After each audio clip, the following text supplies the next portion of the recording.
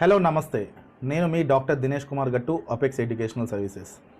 EAMCET first phase seat allotment జరిగింది.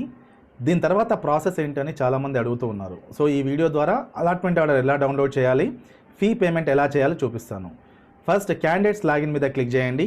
Candidates login మీద click చేసిన తర్వాత మన మొబైల్కి వచ్చిన లాగిన్ ఐడి ఏదైతే ఉందో ఆ లాగిన్ ఐడి ఇక్కడ ఎంటర్ చేయండి.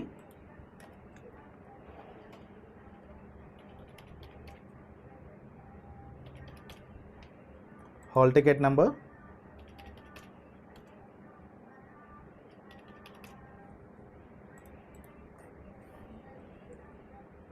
పాస్వర్డ్,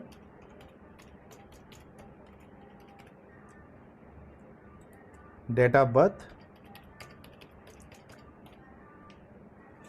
ఇమేజ్ వాల్యూ,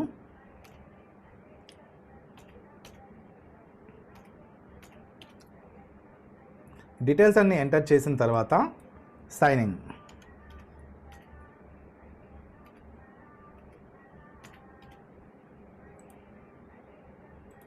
ఇక్కడ మనకి ఈ సంవత్సరం కొత్తగా యాంటీ డ్రగ్ అఫిడవిట్ అని పెట్టారు.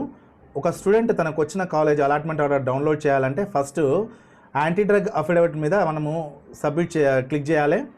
అంటే యూజీసీ రూల్స్ ప్రకారం మనకి అగైనెస్ట్ డ్రగ్ యూజ్ అని చెప్పేసి అఫిడవిట్ ఇచ్చారు. ఈ అఫిడవిట్ డిక్లరేషన్ మీద మనము ఓకే చేసిన తర్వాతనే మనకి అలాట్మెంట్ కనిపిస్తుంది. ఇక్కడ ఐ రీడ్ అబోవ్ అని కొట్టాను, కన్ఫర్మ్ కొట్టాను. ఇక్కడ చూడండి, anti drug affidavit submitted successfully. Okay, next ఇప్పుడు మనకి అలాట్మెంట్ ఆర్డర్ హైలైట్ అయ్యింది. ఈ అలాట్మెంట్ ఆర్డర్ మీద క్లిక్ చేసిన తర్వాత మనకి ఏ కాలేజీలో సీట్ అలాట్ అయింది, ఏ బ్రాంచ్లో సీట్ అలాట్ అయింది, టోటల్ ఫీజు ఎంత, మనం పే చేయాల్సిన ఫీజు ఎంత అని ఉంది. ఈ ఫీ పేమెంట్ చేసే సమయంలో ఇక్కడ పే ట్యూషన్ ఫీ అని ఉంటుంది. పే ట్యూషన్ ఫీ మీద క్లిక్ చేయండి. ఇలా మనకి ఆప్షన్స్ వచ్చాయి, credit card, debit card, net banking, UPI ఇవన్నీ వచ్చాయి. ఇక్కడ మీకు నచ్చిన ఆప్షన్ని సెలెక్ట్ చేసుకోండి.